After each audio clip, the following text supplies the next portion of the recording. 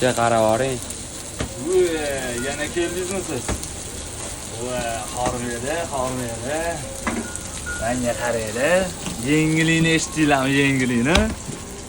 Mana shu Ipodrom bozori sentrida zarburger degan narsa chiqdi, bor mana shu. Yeysiz-ku. Просто qo'lingizga turgan narsani urib tashlaysiz, bor mana shu yerga qarab. Nima o'zi bu deysiz. Men bunaqa narsa yemaganman deysiz, bor. Qarab turing, bunga men qarang, nonlarni, svejligini qarang. Bu oddiy non emas bu tandirda asobi yopilgan bu, bor. Sapsarurligini ko'rasizlar, tillarangligini ko'rasizlar buni. Bungacha me'daga tegmaydigan mayonez solamiz. Ko'p solinmaydi, me'yorda solinadi. Ketidan anaqa ajdar taromlar bilan gaplashadi. Ko'rasizlar, nima deyapti o'zi bu?